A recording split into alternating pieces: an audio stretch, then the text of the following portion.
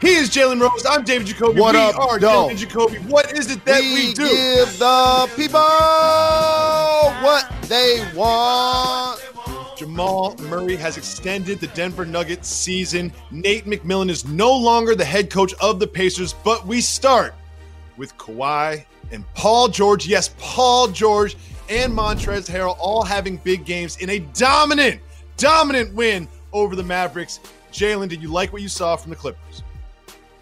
I did, and you know how much I love boxing, arguably more than basketball. And watching this series and the Lakers, who I anticipate we're going to win in 5 when it started, it's the culmination of punches. And so now all of a sudden, when you pick a team, it looks good. Yeah, Luka's been outstanding, and he's captured our imagination that let us know that he's going to be one of the great players to do this for a really long time. But what ends up happening in a series is like different rounds of a fight. And later in the fight, those body blows and those headshots start to have an accumulation. There's aches and pains. There's nicks and bruises. You start to get familiar with your opponent, and then your depth starts to play a factor. And one of the things that the Dallas Mavs are going to have to caution themselves going forward is, can Kristaps Porzingis stay healthy? Just think about this, Jacoby. There was a 3 or 4 month span before the bubble started. And he started in the bubble and he looked outstanding at moments. But then now in the playoffs, he's injured. So I just hope going forward with his size that he's going to be able to stay healthy, because they're a dynamic duo. As it relates to the Clippers, they're just a better team. They have more depth. Their big-time players showed up, and that's how you get a victory in the playoff series. You know, I've been working in the media for a very long time, and we always ask for honesty and candidness from our athletes. And we got some of that from Paul George, who after the game said the bubble was getting to him. He said he was dealing with anxiety, he said he was dealing with depression, and he got a lot of support and feels like he's back and engaged. And I just want to celebrate him for being so honest, because that's not an easy thing to admit, especially when you are a star basketball player going on a championship run, to say, listen, I had some trouble for a couple weeks upstairs in my own mental health. And we're all dealing with mental health problems at some level during this summer. I just want to celebrate him for coming out and saying that. And I hope that he's got it all figured out, because it certainly looked like he did yesterday. What do you think, Jalen? I think you articulated that very well, and I agree with you. Anytime you're dealing with a pandemic and everybody's quarantined, that means you're sitting still. And when you're sitting still, you start to think. You're not under your normal schedule, and people aren't moving and functioning. The economy is horrible. People are losing their jobs. You're not playing the game that you love. There's no fans in the stands. And then you still have to go out and be A+ at your job. I appreciate him saying it, number one, but also saying it as a black man, because so many times that we're required to be so very strong and so very macho that can run through a brick wall and nothing phases us. And then all of a sudden you show a level of humility. And I appreciate him saying that into a microphone. Jalen, we need to lean on your NBA experience and you to take us behind the curtain.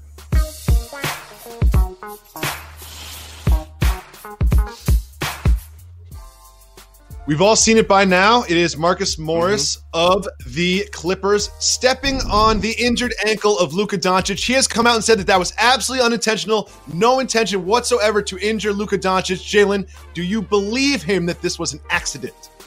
I'm not proud of this. I don't think it's cute or cool, but sometimes things happen when you're trying to win basketball games. If that was me, it would have been on purpose. When I watched it, I thought it was on purpose. He came out and said it wasn't on purpose. And you know those are my guys, the Morris twins. We got to get them on the show to talk about it.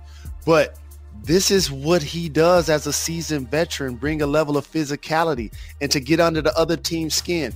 The other best player on the Mavs is Porzingis. And do you remember earlier in the series when he got tangled up with somebody and then all of a sudden that led to Kristaps Porzingis?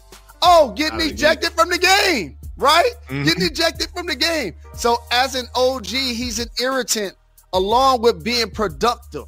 And so I am not surprised that he's only been mixed up with everybody on the roster, including their two best players. Well, there's the action on the floor, and of course there's what's going on in our country in the wake of the Jacob Blake shooting, and Doc Rivers spoke about it after the game. All you do is keep hearing about fear. It's It's amazing to me why we keep loving this country and this country does not love us back. What white father has to give his son a talk about being careful if you get pulled over? It's just ridiculous. It keeps going. There's no charges. Breonna Taylor, no charges, nothing. All we're asking is you live up to the Constitution. That's all we're asking for everybody, for everyone. Jalen, your thoughts? So I know, like, when these conversations about humanity are had, there are going to be pockets of people in the privacy of their home or amongst their friends that look at one another and say, can we just talk about basketball? You know, I'm kind of, sick of hearing about the social justice that people of color keep talking about. And so here's what I want to do right now, Jacoby. I'll just introduce a word that we want to see. Accountability. What Doc Rivers just said. We're not asking for anything special. We're not asking for no favors. We're asking to be respected and treated as equal. And so all of the people that he just acknowledged, just think about this, Jacoby. We know sports like the back of our hand. And sadly, I know the names of Tamir Rice and Eric Garner and Trayvon Martin and George Floyd and Breonna Taylor and Ahmaud Arbery. Like, I know these names, and it's important for me to keep saying these names for public consumption, because in most of those cases, and I'm gonna go back to my word, the police who are paid to protect and serve us, and vigilante cops and or those acting on behalf of law enforcement, you know what they did, Jacoby? Lie on the police report. Lie on the police report. And then the cops either don't get disciplined, don't get fired, don't get put in jail. So imagine if somebody committed a crime against you and no justice was served for over 400 years. How would you feel about it? It ain't just happened. Martin Luther King, Malcolm X, we have some of the greatest civil rights leaders of all time. The best thing that has ever happened to the movement is a cell phone. Because now people like Jerry Jones, like, oh, well, this is happening? Yes, this is happening. And we need to get some solutions and make some change.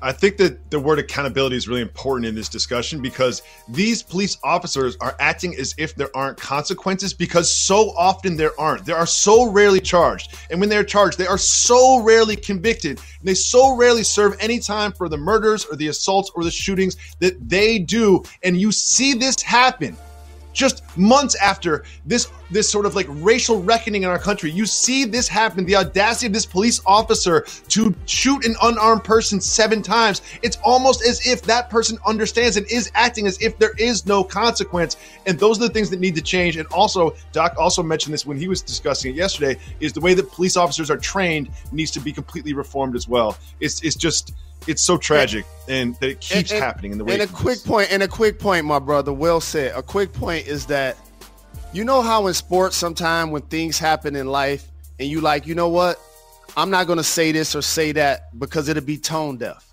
You would think if they wanted to behave in this manner, okay, they would make sure during a quarantine that they would at least try to clean it up. Jacoby, you and I were talking about this before George Floyd on this show. We were talking about, like, wait a minute.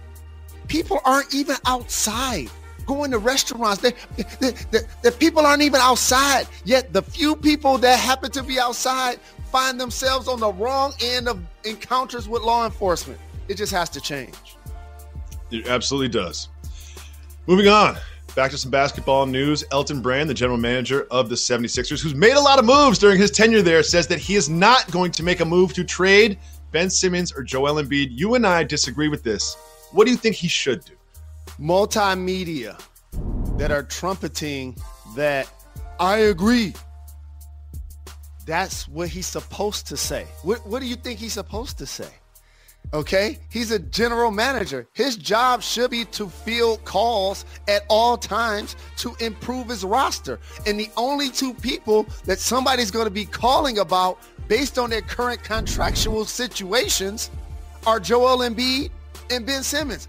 I'm no fool. I know both of these are great players, but they operate at their apex at the same real estate in front of the hoop. So if you could get a nice deal, you see what Paul George went for to the Clippers from OK. If you could get a great deal, you got to consider it. But here's what I want you to think about, Jacoby. There aren't many teams that Joel Embiid actually fits with.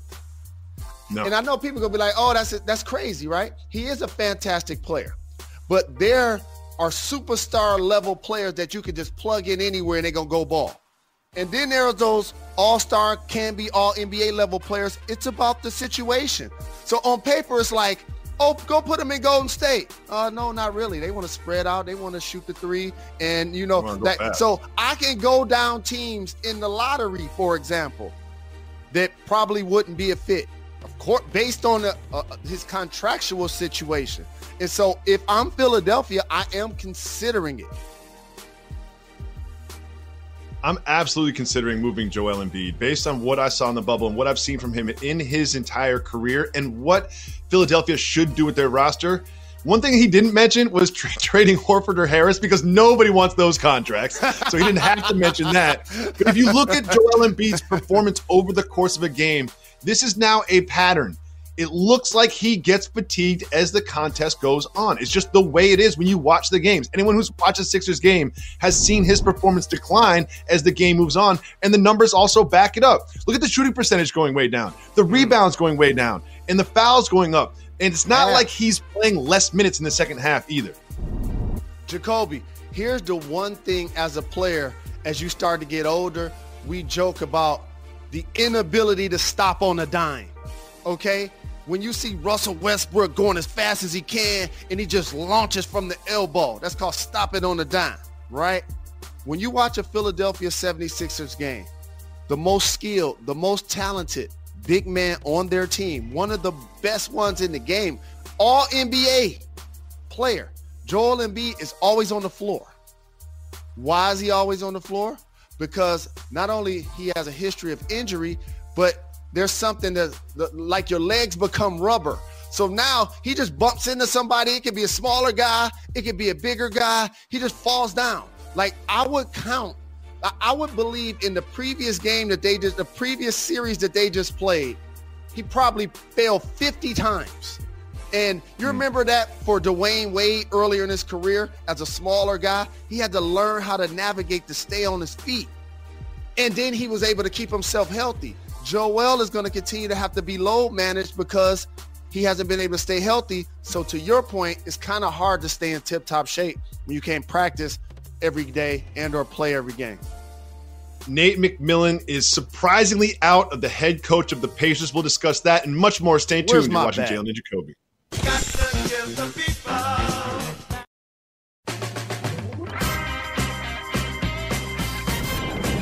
Welcome back to Jalen and Jacoby. It is time for the segment where Jalen decides what we discuss. It is Keep It Moving. If you would like to discuss the topic, just say hit the brakes. If not, me, you and Method Man jump in the minivan and keep it moving. And we start with some breaking news. Surprising out of Indiana. Looks like there's a coaching vacancy. Keep moving or hit the brakes. Hit the brakes. Nate McMillan, fresh off an extension, has been relieved of his duties as the head coach of the Pacers. What does this tell you in terms of timing? You know how much affection I have for Indianapolis and the Pacers and everything they did for me, my career, and ultimately moving me to the suburbs and stabilizing my career. I'm really disappointed about how this all played out for multiple reasons. Number one, he's done an amazing job with that team. Okay, to play in that market, Jacoby, you're not just getting the A-list free agent that's going to come there and sign a max deal. You have to draft well and you have to trade well. And then you have to nurture the players that you have. And then all of a sudden you could go sign a Malcolm Brogdon. But first, you got to get Oladipo for Paul George from OKC. And then all of a sudden he becomes an all-star. And then Sabonis this year was an all-star. They outplayed expectations basically each time. And so for him to just get an extension, for them to be so banged up in the playoffs, and them to fire him right after this, during this climate, in a bubble, when teams talking about cost cutting based on the climate and the unemployment rate and, just how COVID has damaged the economy. But the other thing, he just so happens to be a black man doing a really good job, but they just fired him seemingly for no reason after just giving him an extension. So I can't wait to hear why they felt like this was the time to relieve him of his duties.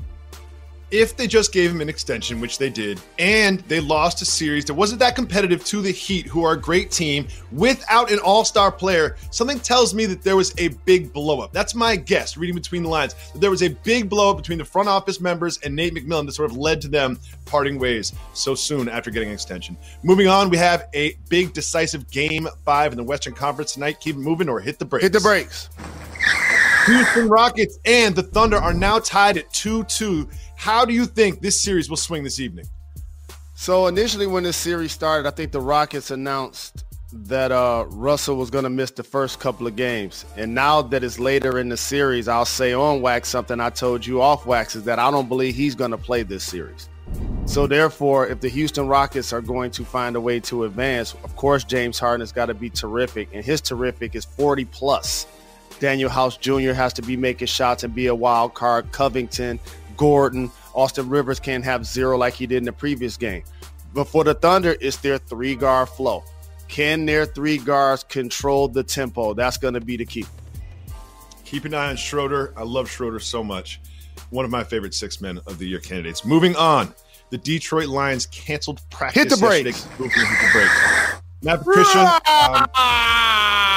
Patricia made a statement about the reason they canceled practice. Just football didn't seem important. He wanted to make sure that his guys were okay in the wake of the Jacob Blake shooting. What do you think about this move from the Lions and Patricia? So, I always talk about the score of the game and the game of life. And there were a lot of teams on multiple different levels that actually went out and practiced with heavy hearts and things on their mind as it relates to social injustice that are taking place in our country. But I'm proud of my Detroit Lions to be the one team to actually make a difference, be the loudest voices. And I know when we look up and we start talking about all-time great teams and franchises and championships, of course, we're going to be the laughing stock.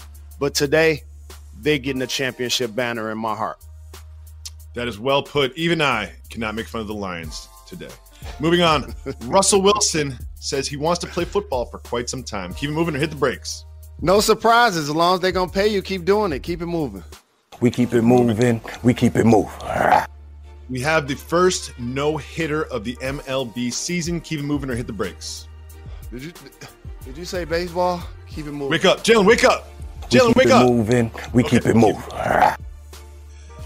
Messi might be on the move. Keep it moving or hit the brakes. It's going to be news when he lands somewhere. Keep it moving for now. We keep it moving. We keep it moving. Jalen, a piece of hip-hop history. Hit the brakes. Is up for auction. The famous crown that Biggie Smalls wore in some of the most legendary images of him is now up for auction. It says it might go for about $300,000. Will you be bidding on this piece of history? I was bidding on that piece of history until the 300,000 figure came out of your mouth. As you was introducing this topic, I was thinking about the Jada bust, and I was thinking, I'm getting that crown. And in my head, I played What's Your Number? And I was like, I'll go 50 to 75,000 to get that. That's what I was telling myself. Yes. And then you said 300,000, so not going to be able to do it. I will go $50 to $75 on that. Moving on. Huge game tonight between the Lakers and the Blazers without Dame Lillard. We'll preview that and much more. Stay tuned. You're watching Jalen Jacoby.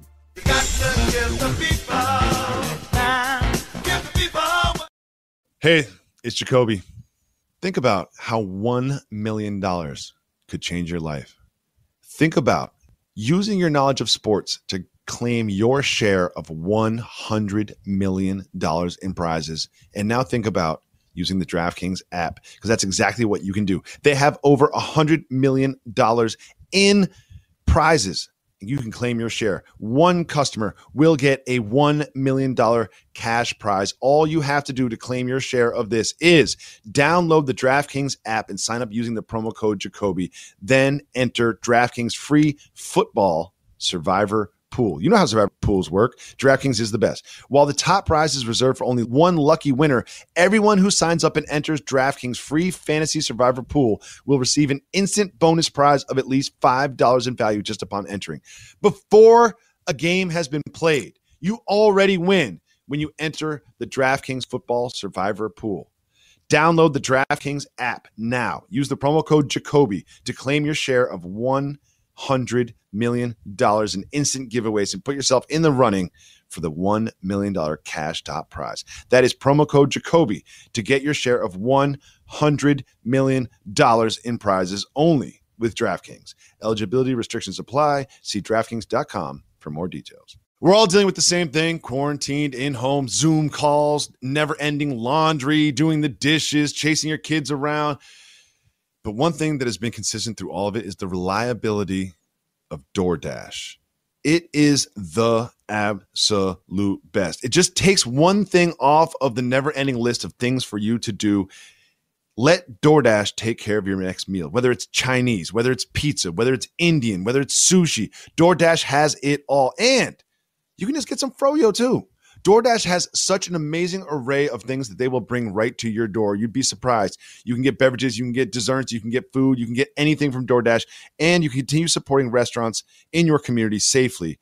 There are thousands of restaurants open for delivery on DoorDash that need your patronage now more than ever. Support your favorite restaurants by using DoorDash. You've counted on restaurants. Now they're counting on you. And while their dining rooms may be closed, they're open for delivery, especially through DoorDash. And it's so easy to order. You open up the app, you choose what you want to eat, and your food will be left safely outside your door with the new contactless delivery drop-off setting. Many of your favorite local restaurants are still open for delivery. Just open the DoorDash app, select your favorite local restaurant, and your food will be left right at your door safely, quickly, and deliciously. Right now, Jalen and Jacoby listeners can get $5 off and zero delivery fees on their first order of $15 or more when you download the DoorDash app and enter code Jacoby. So download the DoorDash app right now. Find it in your app store. Super easy. In your first order, enter the code Jacoby, Jacoby. That's $5 off and zero delivery fees on your first order when you download the DoorDash app in the app store and enter code Jacoby. Don't forget, that's code Jacoby for $5 off your first order with DoorDash.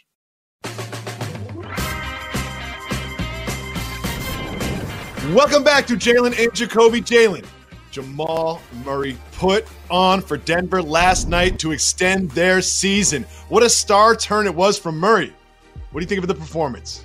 That's what I'm talking about. I told you I was worried about the pecking order with our Nuggets that we've been gassing the last couple of years, led by the Joker, hitting 5 threes, and Murray taking 25 shots because he needs to. Not spreading them out throughout the roster and being aggressive, putting up great numbers. I'm loving the duel between him and Donovan Mitchell. The last 2 games, not only has he put up big numbers, zero total turnovers. Wow, it really looked like he could not miss in the fourth quarter. And Jalen, just very quickly, I want to celebrate this play. You see where it starts at the logo, splits the defense, and then jumps up, take the contact, spins, and finishes at the rim. This was spectacular, and this is exactly what they need to become a true duo in Denver. Moving on, Jalen. Last night, some hardware was given out. Giannis Antetokounmpo was the Defensive Player of the Year. Do you think he is deserved of this award?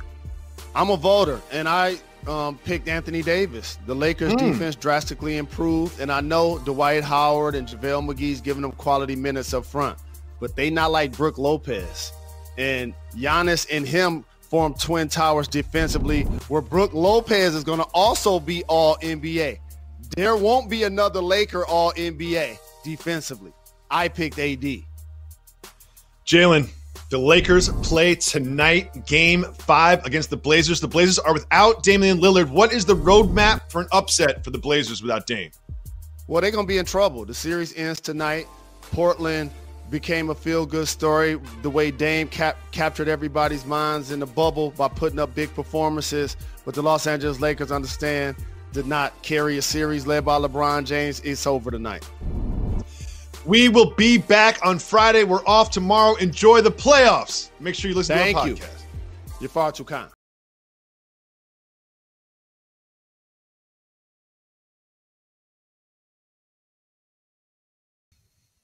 The capo of the minivan mafia. And in the hierarchy of different minivan models, of which I have driven them all, there is none better than the Chrysler Pacifica. I say that because I have firsthand experience. Number one, I'm a dad. Dads, moms, parents out there know how hard it is just to get your children in the car. Sometimes it's like a 15-minute thing. You got to get the car seats in if they're babies, and if they're toddlers, you got to put them in the car seats and the strapping them up and all that. It takes a lot of maneuvering. Guess what?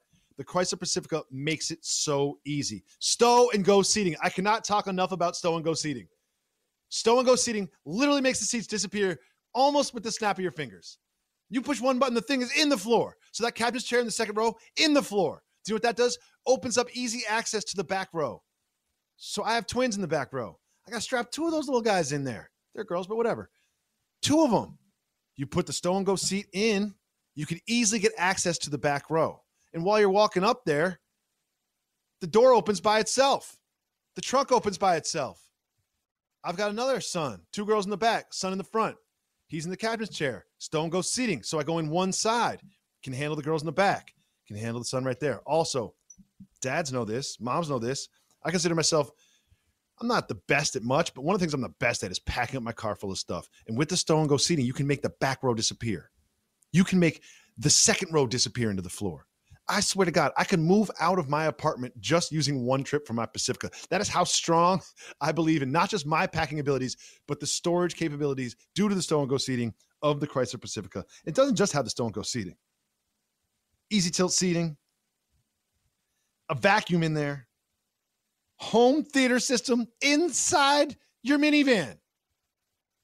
It's got Apple CarPlay, 20 speaker system. They've got a hybrid version of it. It's the absolute top of the class of minivans. And I'm saying that from me, the Minivan Mafia Capo. And there's now a $1,000 incentive on all Chrysler Pacifica models. Chrysler's offering Jalen and Jacoby listeners an exclusive $1,000 bonus cash offer towards a new Chrysler Pacifica or Pacifica Hybrid. Visit givethepeoplepacifica.com. That's right. We've got our own website. That's how much I love Pacificas. If you see a Pacifica on the street, the person driving it's going to be smiling. Go to givethepeoplepacifica.com to sign up to receive $1,000 cash, updates, and more from the Chrysler brand. And don't forget, they have the Pacifica family pricing offer. Now, with the Pacifica family pricing, your family is their family. Customers can receive Chrysler's employee price and get $7,398 below the MSRP on 2020 Chrysler Pacifica models. Plus, you also get the incremental $1,000 for being a Jalen Jacoby listener. If you go to givethepeoplepacifica.com, that totals $8,398 in savings. Again, you can get $8,398 in savings if you get a 2020 Pacifica, and I cannot recommend this vehicle more. Also, they have a partnership with No Kid Hungry. Right now, for every Pacifica sold, Chrysler will support No Kid Hungry, providing up to 500 meals to children in need. You can hear it in my voice. I love the Pacifica. If you get a Pacifica, you will too. Go to givethepeoplepacifica.com right now, not now, right now. You'll love it, just like I do. We always say give the people what they want. Part of that is podcast exclusive content where we get to discuss a little bit longer some of the things that were in the television show content. One of those is the Nuggets and Jazz game. Now, Jalen, I remember last year, it felt like the Nuggets were going to go as deep in the playoff as Nikola Jokic could take them. The Stretch Mark V had a coming out party. Like he showed up as sort of like a playoff MVP level performance, right? And he really put himself on the map as a superstar in the league. And Jamal Murray was always kind of like the Robin to his Batman, but now it seems like they are a true duo. And let's not forget, Jamal Murray is just kind of warming up. Like I think he's played what, like 5-6 games in Orlando? And last night, watching that game in the fourth quarter, he absolutely caught fire, like Jamal Crawford level fire, where it just seemed like every time the ball left his hand, it was going in the basket or going to a teammate for an open shot. Here's what's happened. Here is what happens when you realize you have a foundational piece in the Joker. You have a budding all-star with all NBA potential in Murray. You're trying to figure how to build around him. So you'll take a flyer on Michael Porter Jr. and put him on ice really last year. So now you use that year. You let Millsap play those minutes because he's already under contract. But then you want to go deeper into your roster. What can I really get from Beasley? What can I really get from Craig? What can I really get from Barton? What can I really get from Morris? And as this playoff started, I told you that they need to establish a pecking order. What allowed that to happen is Michael Porter Jr. showed that he's their third best player right now. So now when you have somebody in the backcourt, you have somebody up front, and then you have your big guy, now you can move the pieces around to get your role players to come in and play a couple of quality minutes a D, make a couple of open jump shots, and play their role to the maximum.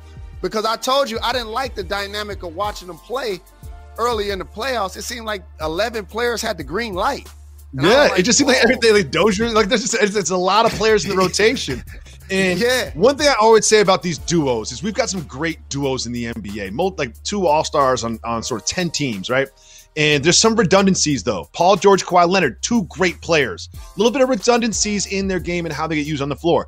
Russell Westbrook, James Harden, 2 great players. A little bit of redundancy. I like truly complementary duos like Luka KP, LeBron AD, Kyrie KD, which people aren't talking about. And I can see it here with Murray and Jokic because the Nuggets run their offense through Jokic. But if Murray can get going like he was, it gives them a lot of opportunity to rest each other at different times, take turns, and also just it gives Jokic someone to pass to and vice versa. Because let's not forget, one of the biggest plays of the game, Jokic was in the corner where you don't see him too much. Jokic is not a corner spot up 3 shooter, but you get Murray is just so hot that he sucks so much defense towards him, and Jokic gets to shoot a wide open 3, nails it right in front of the bench. I loved it.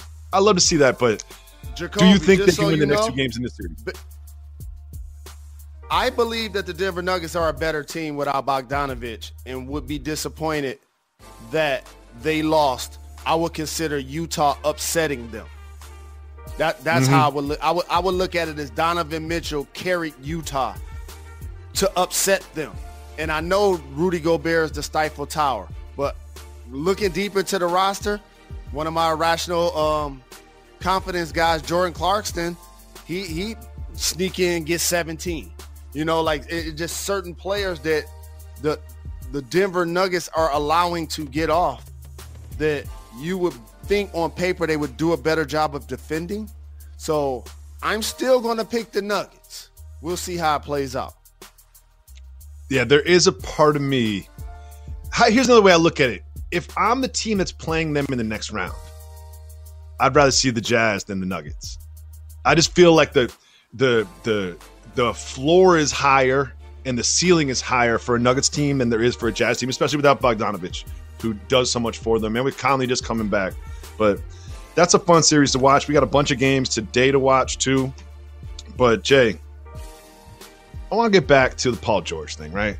Because I'm watching the game last night and it's late. I knew I couldn't go straight to sleep. And I wanted to watch a little inside the NBA. So I was like, let me watch the post game, okay? And obviously Doc had such an impactful speech, an impassioned speech. But Paul George says, the bubble got to me, quote unquote. Said he was down, said he was depressed, dealing with anxiety. It really felt like he was confessing that he had some sort of mental health troubles in Orlando. And it's we're all living through unique situations in our lives right now, but we're in our homes, you know what I mean? And we're around our family and we can't go to gyms and bars and movie theaters, but like they are in a hotel room, don't have their family there yet, doing nothing but playing basketball. It's got to also be difficult with the fight against social injustice going on. And I just really appreciated him being that candid. I really, really did appreciate that from him.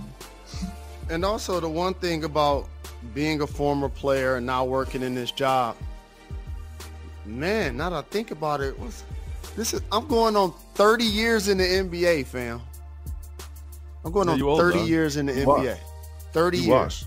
Shouldn't tell you that. The reason why I bring that up is the credibility that comes from this job, in particular when I first started doing it, ultimately comes from your peers, because I was a player when I started working in the media. And so this was before all of the shows on ESPN had people coming on. This is before NBA TV. This is before YouTube. This is before social media. Okay.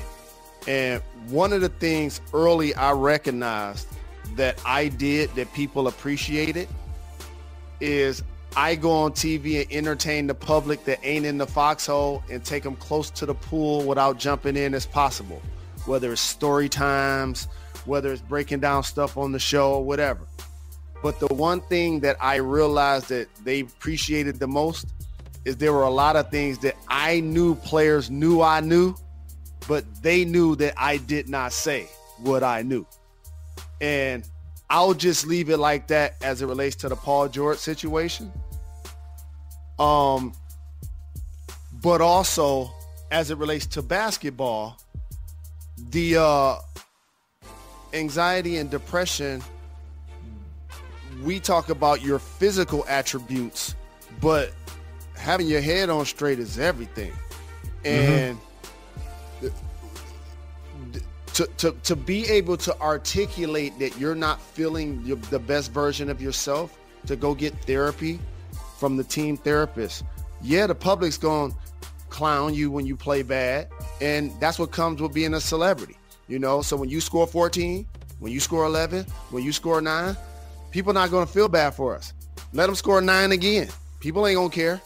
That's just how it works in this game, and I know he wasn't looking for sympathy. But what I hope happened is it inspired somebody else out there that may be going through something, giving them strength to figure out that they can find a way to fight through it. Now, Jalen, there's something developing right now. There was discussion about the Raptors potentially boycotting Game 1 of their series against the Celtics. They had a practice today. The Celtics have a practice today. They plan to have sort of like a joint meeting between those two teams to discuss how they should use their platform in the wake of the Jacob Blake shooting to draw attention to social injustice, and if they should play. If they called your phone as a group, conference called you into this meeting, what would your advice be to these young athletes? You see the picture behind me, Jacoby, and I know it's the pod, but anybody that listens to the pod, I'm pretty sure has seen the show at least once. Standing on the shoulder of giants is the Ali Summit. And if you notice in that picture, the one thing that I think people underestimate, how many basketball players in that picture? You're looking at it. How many basketball players in that picture? 2. Exactly. The most iconic picture to ever happen as it relates to social justice in sports. It was when Muhammad Ali decided that he would not accept his entry into the military. Jim Brown set it up. That's in Ohio. A young Lou Alcindor's there. Look at that Pete. He don't even have no. Before he even changed his name, he was right out of college. And Bill Russell, the all-time champion. I think the picture that's behind me should be a modern day version of what they should do. Still play the game. Still play the games. But here's what I think players should do. Don't play them on time. And what you do is you get that audience either at the beginning of the game or right before the third quarter. I like personally right before the third quarter. Right before the third quarter. And you do a sit-in. This is something that black people needed to do in the 60s, Jacoby, in order to get into restaurants at a time when we needed to cross the street when white people were coming. We did sit-ins peacefully. They could do a sit-in on the floor and set up the infrastructure to let the league and let the world know a few bullets that they hope to get accomplished. Come with the bullets. Come with the bullets. We want to see these changes happening in the NBA. We want our owners and our league to help see these changes happen in the community. And as a former player that has done so very much for his community, and I appreciate you for always being 10 toes down with me, I don't want to feel like I'm giving basketball players extra responsibility that other entertainers don't have, or public figures or other people don't have, because like Paul George says, like, he is one man. But the reason why it's important for them to do so is because they have strength in numbers. People can always talk about how much they want to see equality and want to do what's right. But Dan Snyder changed the name because of money. That's why he changed the name. Oh, yeah. He didn't just wake up one day and grew a conscience. Yeah. He didn't wake up one day and say, wait a second, this is a racist name. I got to change that. Correct. So when you have the power, that's my 74%, and then you have the money, and follow me on the timing. When we first got into that bubble, they played 8 games. And you know what happened those 8 games? Players got paid for the season. So therefore, this ain't interrupting your bread either. This is the perfect time and the biggest stage with the biggest names, the biggest teams to stage a sit-in and have distinct items of action that you want to see get accomplished. And then you know what you do? Resume playing the game that you love. Well, because you're in the bubble anyway.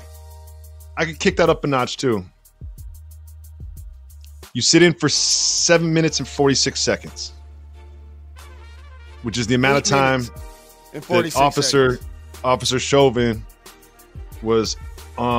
had his knee on the neck of George Floyd. 8 minutes and 46 seconds. 8:46 is how long you sit in for. And then right when that's up, you go back to playing basketball. I haven't considered that. I think it's interesting, and then you wonder, like, can protest be league sanctioned, right? So you say you let everybody know that you're going to do this.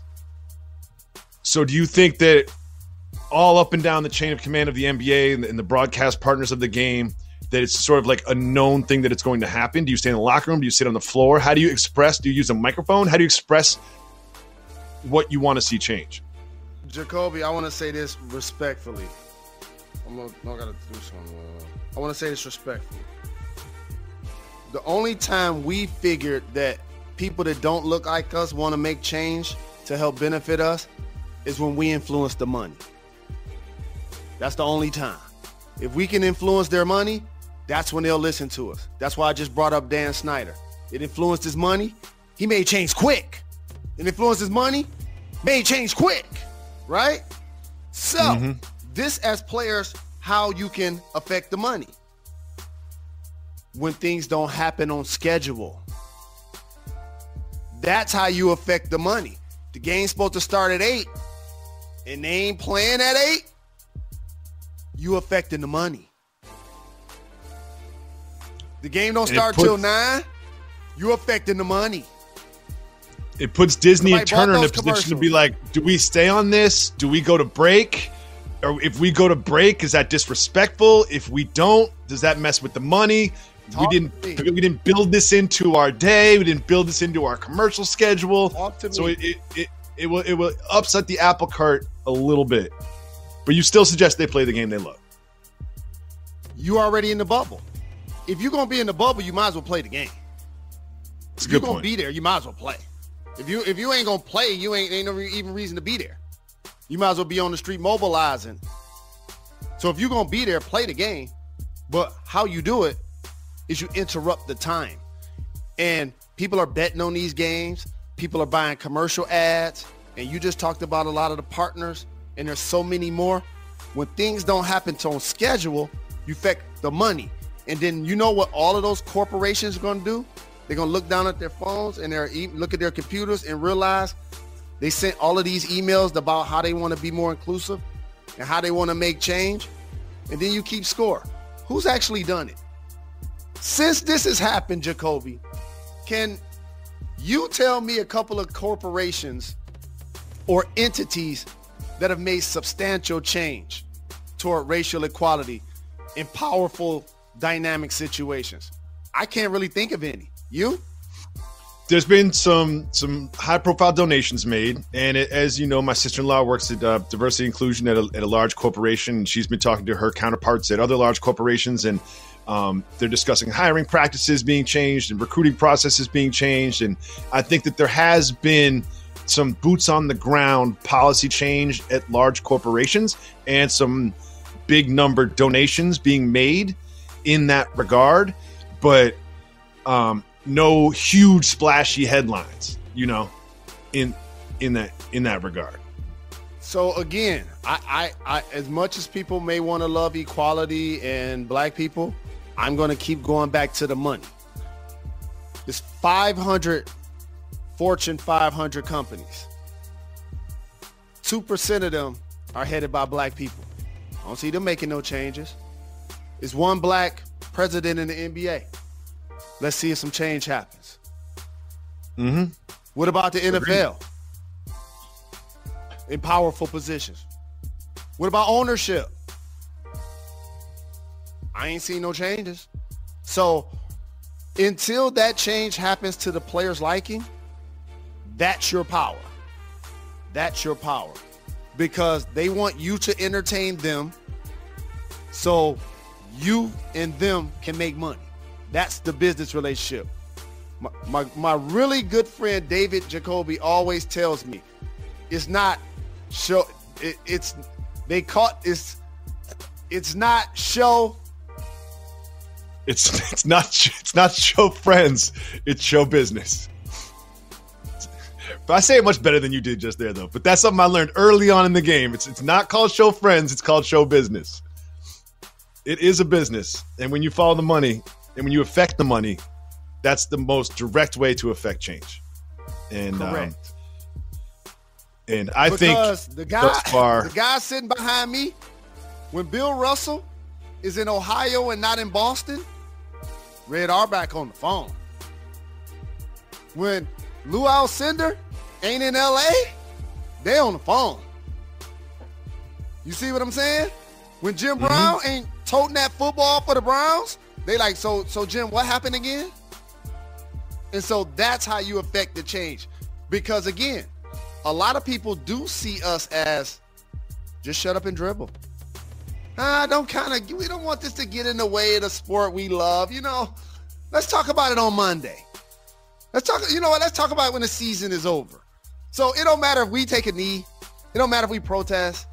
It don't matter if we happy. It don't matter if we're mad. It doesn't matter. It hasn't mattered.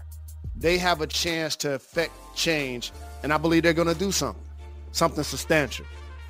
I think so too.